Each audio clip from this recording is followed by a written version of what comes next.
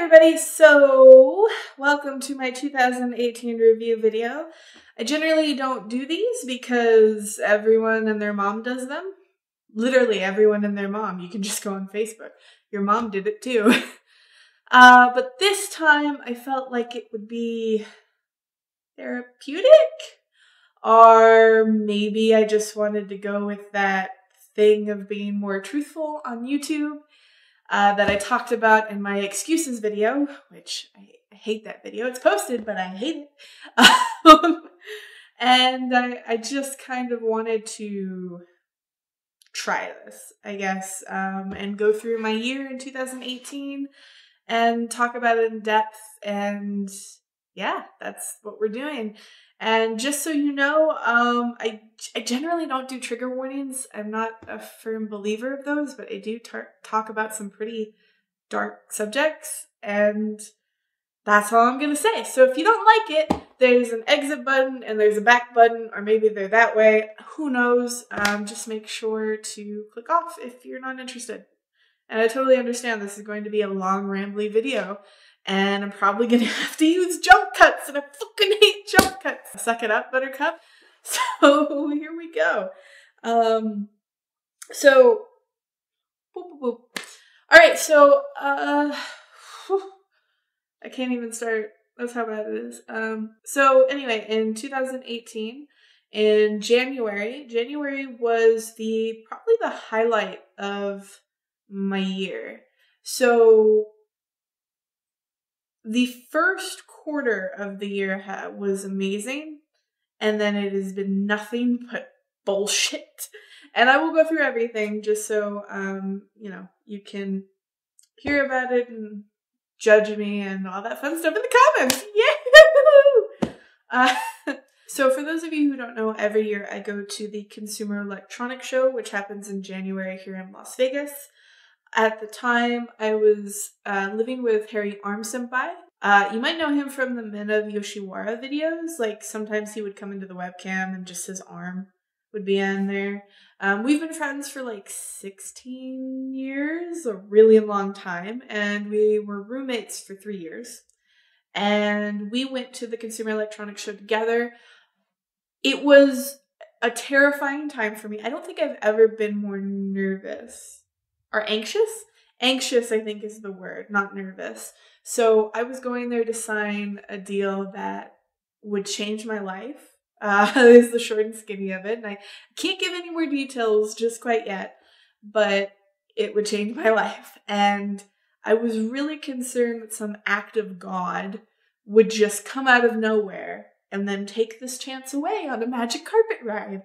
And even though the contracts were done and the T's were dotted, the I's were dotted and the T's were crossed, I was just terrified. 100%, 200%, 300% terrified. And CES was probably the most draining it's ever been, but yeah, it's definitely a change in my life, and I can't help but be excited about that. So January started off great. We got some amazing reactions from the Christmas skit, the Final Fantasy XIV Christmas skit. Thank you guys so much for liking that. I had a very personal story in that, and I wanted to do that, and you guys surprisingly liked it, so thank you. And then I think when did we release the housing crisis one? Kana Network, Final Fantasy XIV. Hi, and welcome. Hi, shut the fuck up. Okay. So it was February, by the way. And I really liked how that one turned out. I was really excited about it because we had a bunch of extras in that one, and that was really cool. And I love the fact that people wanted to be in it. And I remember after that was posted, I think it was the day after it was posted, Wolf and I went into a random trial. Or no, we went into we had somebody who was like, oh my god, I just finished watching your video. Hi, Kana. Hi, Wolf. And it was like, holy shit, that's really cool.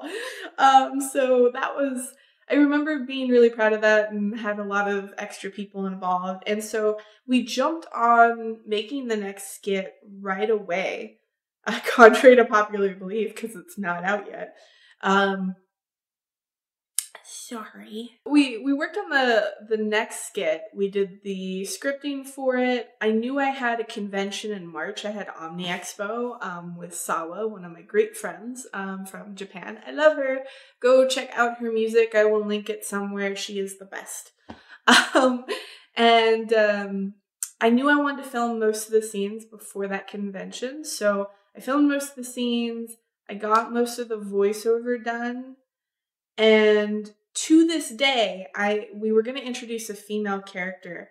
I am still waiting on the voiceover for that female character. So the sad part is I don't really know a lot of females, particularly females that like voiceover. I know a lot of peers that do it for work, and I am still broke as fuck, so I'm not going to pay them. And I do this for fun. So, but if anyone out there wants to be a character and you can sing a little bit, not like you have a gorgeous voice, but like you can carry a tune. You're not tone deaf, right? Like if any female or any girl out there wants to be a part of this and won't be a flake, feel free to message me. Seriously, on Twitter, Facebook, down below. I don't care. I need a female to continue the skits. Please. Anyone. So I started working. I think I launched a Patreon, and by launched, I put it to live and didn't promote it anywhere. So I have a Patreon that is in the description in places, but I don't really promote it. And I had a plan. Like, I need to do behind the scenes videos for the skits, because a lot of you guys ask, how are the skits made? So I have a huge, like, backlog of crap to be posted on this Patreon that is done. It is 100% done. I have a full original Final Fantasy XIV song that is 100% done and has not been posted up. But I cannot finish the fucking skit. Anyway, I digress. So a big reason though why stuff didn't start getting posted consistently is Harry Arm Senpai let me know months in advance that he was going to be moving back home to the state he grew up in, and I understood. We extended the lease for like 4 months, and then I had somebody else coming in who could be a roommate with me, and we'll call him Roommate M because I don't believe he wants his name public. I don't know, I haven't asked. So he's Roommate M. And so he came down, checked out the house. He was like, cool, I like this house. And then he left, and he was like, I'll come back with my stuff. And Harry Arm Senpai left, and I got a notice that we could only renew the lease for a year if we paid $400 additional every month on rent, which was highway robbery. Like, ridiculous amount of money. I think nobody actually ended up renting that place until it was like down $300 from what they quoted us. So I worry because I'm like, oh shit, now I don't have a roommate. Oh shit, now I don't know where I'm going to live. Oh shit, I've never actually signed, a lease on my own before. Fuck, what the fuck am I going to do? Holy shit, motherfucking shitballs. And so my anxiety kicks into gear. And the one thing that puts me into the biggest ball of anxiety or stress is money. Money is something I have wanted my entire life. I'm not going to lie. I've worked very hard in all of my businesses to amass some sort of wealth because I want to be able to do the things I want to do. And I'm not going to lie about that. But money, I hate money. I fucking hate it because it makes me so stressed out. It makes me sick to my stomach. It makes me want to curl up in a ball. It makes me want to jump out a window and kill myself. And that's not even a joke. But I have to laugh about it because that's the only way I can deal with my dark and emotional inner demons. So, anywho, I call up Roommate M. I explain the situation to him. He decides that he's going to come down anyway and he'll help me find a place. And I'm like, sweet, Great. Nobody else will be able to help me. So fantastic. But I'm still stressed as fuck because I'm broke as fuck. Because I need a security deposit, and because I've never had utilities in my name, I need deposits for everything. I think I paid something like in total, I think I paid an extra like $1,400 just in utility deposits. And I didn't have that money. I was so scared. So for 3 months, roommate M and I are trying to find a place to live. And he was not helping on the security deposit. That was on me, if I remember correctly. If I remember correctly, I'm pretty sure it was on me. But it was such a blur of stress and everything that I can barely remember it. In fact, it stressed me out so much that there was a point where Harry Arm Senpai had left, and roommate M was going to come down in like a week, with his stuff. And I was packing my shit crying. And the reason I is because I was thinking about, I am alone. I'm alone for 4 or 5 days. I could pack up all of my shit, get it all prepared. I could go to a gun shop. I could purchase a gun. I could walk. Walking seemed like the best choice. I could just walk or Uber or Lyft into the desert somewhere, or Searchlight or something. And I could go kill myself. And I hadn't yet figured out if I wanted anyone to find a body or not. How I want,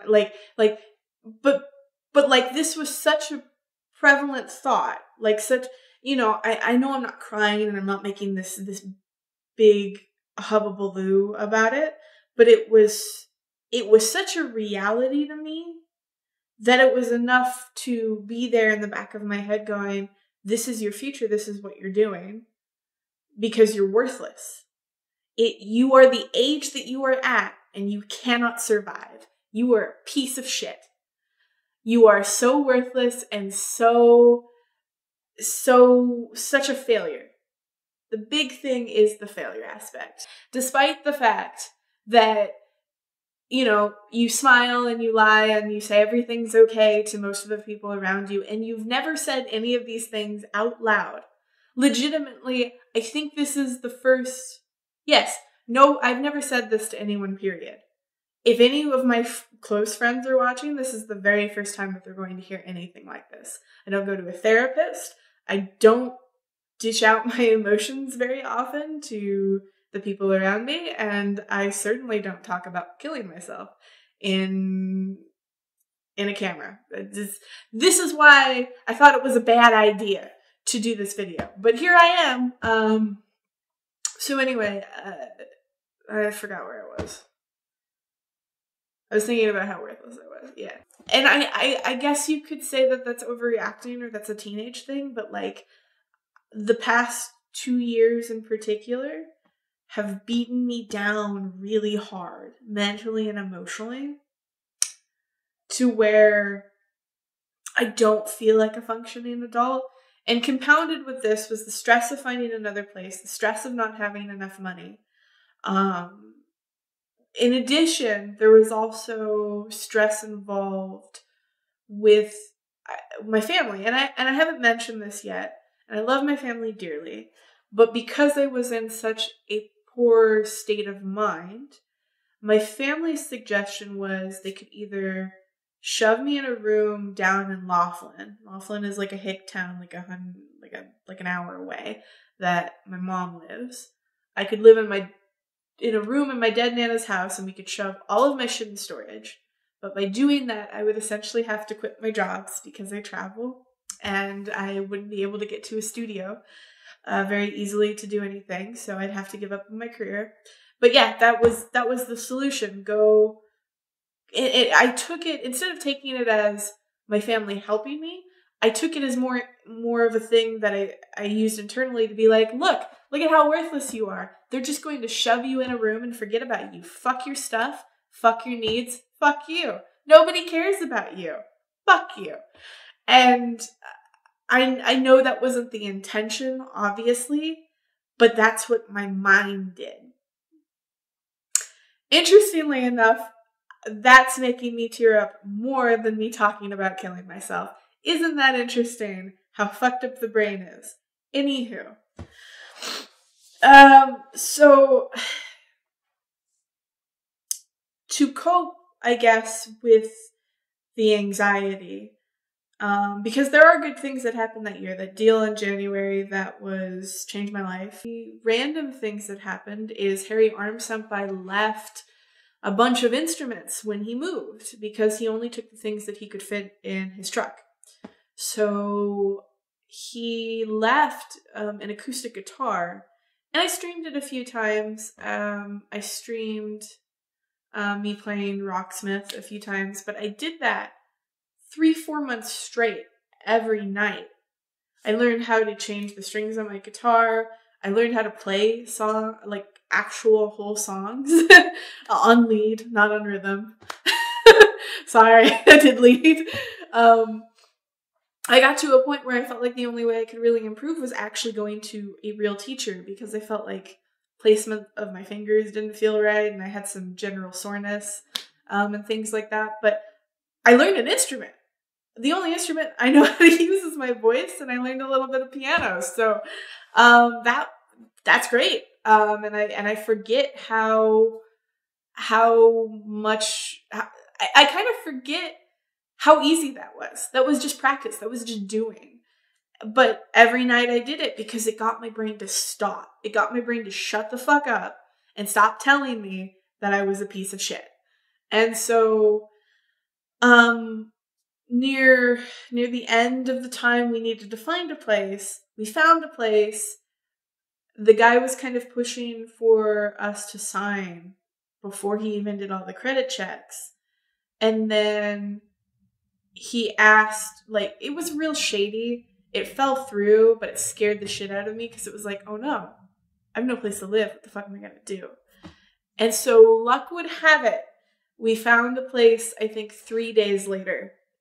And for those of you being like, oh, it's super easy to find a place to rent, or super easy to find an apartment or a house or whatever, we were in this major thing happening here in Nevada, or Las Vegas in particular. So not to get political, but Nevada's minimum wage is $8.25, and it hasn't changed since I was 18, and that's a long fucking time ago. So, 1 in 3 people buying a home in Las Vegas are from California. And the people from California are leaving en masse to Las Vegas or Boise or Albuquerque, just in that kind of general area, Utah, Colorado, stuff like that, just to find a place to afford to live. But because there's this boom of people, it makes it ridiculously hard to find a place. So for example, I would be on all of the websites or whatnot, to search for stuff. It would just be posted. I'd contact them and be like, hey, I just saw you post. And they're like, wow, yeah, we just posted that a minute ago. Can I go see the house? Yeah, sure, you can see it in an hour. So I'd go there with roommate M to see the house. And then I would call them and be like, hey, I'd like to put in an application. Oh, sorry, we've already got an approved application. The fuck? I'm not going to move into a place without seeing it at the very least. So that was terrifying. Absolutely terrifying. But we found a place. It was I really like this place. I love this place a lot. I am just renting, but it's a beautiful place. And things kind of started to calm down a little bit. Our move was very difficult because we were moving in the middle of July in Nevada, which is 125-degree weather. And I was still kind of recovering mentally, particularly because I didn't talk about these feelings or these thoughts. And now they feel, I can't say they feel very distant, but they don't feel as throbbing in the back of my head, like some sort of leech or alien or something. Okay, so I needed a break to kind of readjust myself after everything. Sorry. Anyway, I was talking about, so I finally got settled kind of around September-ish, end of August, I'd say. I finally got, you know, settled. I posted that update video. And I still had to travel at the same time. I still had to travel and work. And for those of you who don't know, I do freelancing and contracting work. I have 3, sometimes 4 different jobs. Sometimes I'll have more than that from a technical standpoint.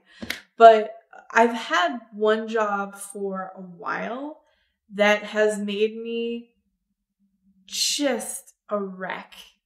I hate it. I just hate it. It's the only job I can think of that I feel this emotionally and mentally abused. And it's not a fun time. So imagine that this whole year is kind of like a roller coaster. So in May, oh, I gotta move. Oh man, I'm worthless. Oh, I want to commit suicide. Like, you know, oh, this is horrible. Oh man, oh cool, I finally found a place. I can actually like afford that place. Okay. I finally got my stuff together. You know, I'm finally starting to feel like this is a home. And I gotta work for this job I don't like. And I gotta get ready to travel again. And now I gotta spend money that I'm not gonna be reimbursed on. And that's great because now I can afford where I live. So yeah, that's so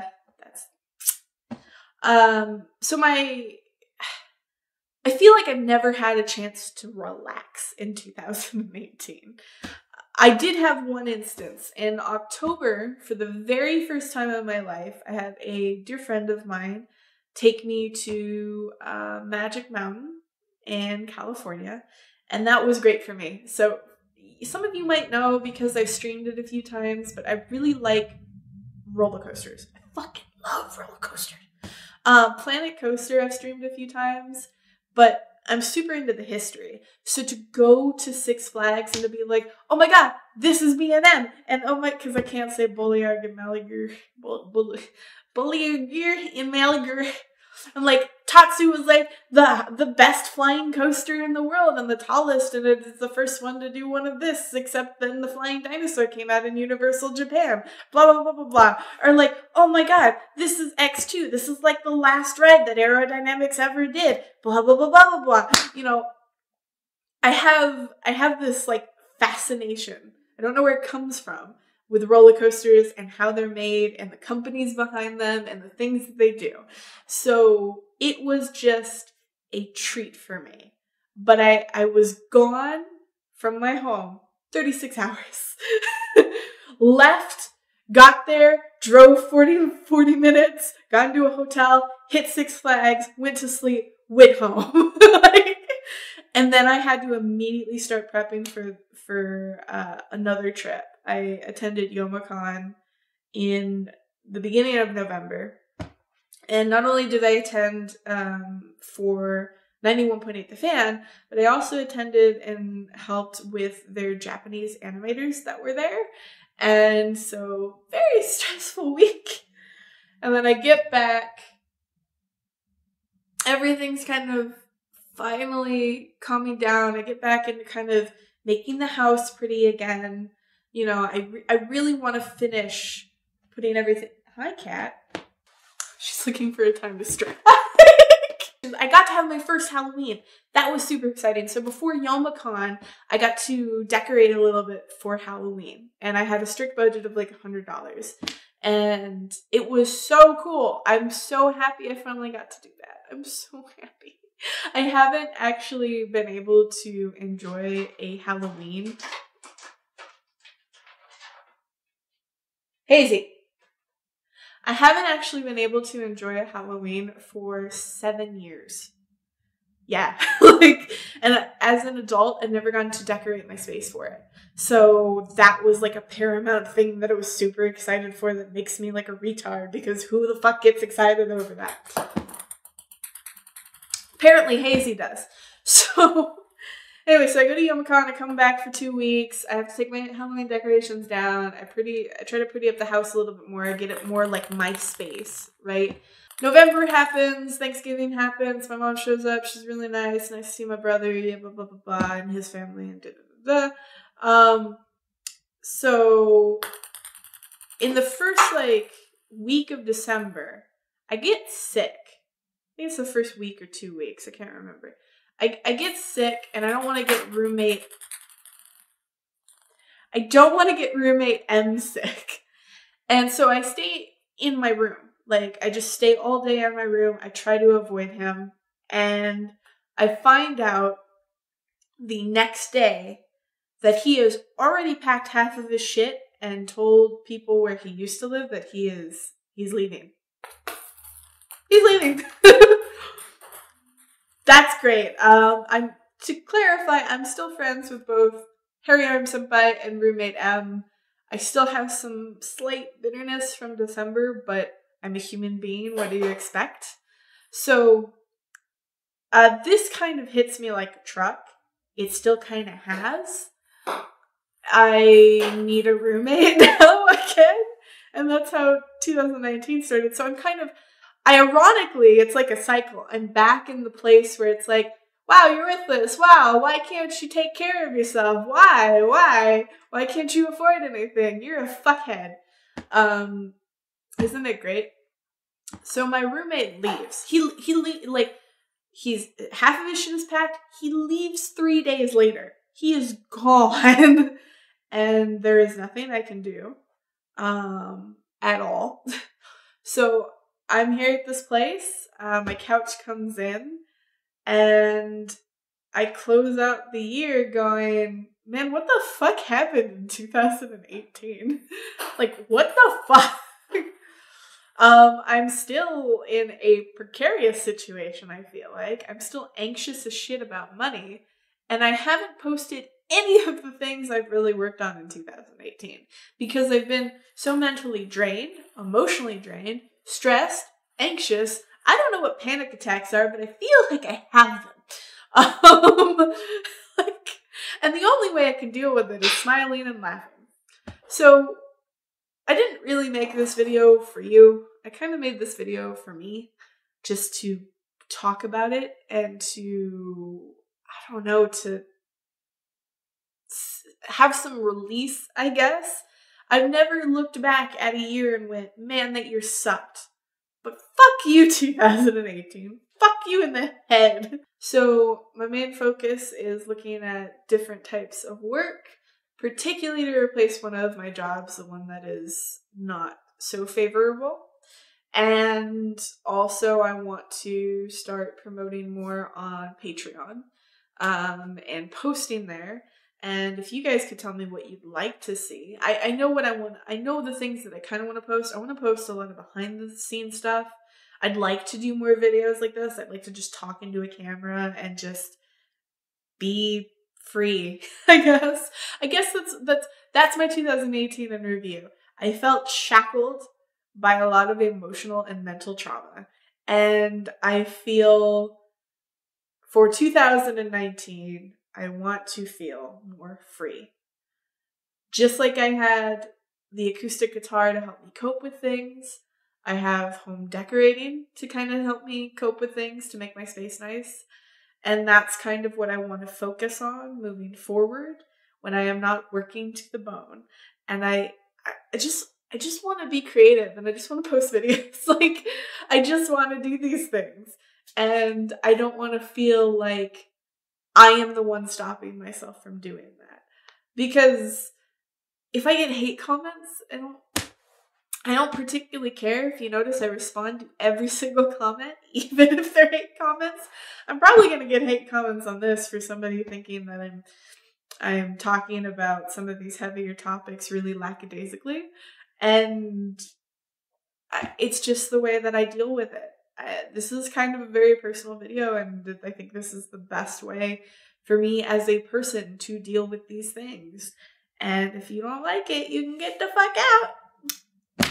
Anyway, I hope 2018 was better for you guys. I hope you will understand why I've been so MIA, just in general.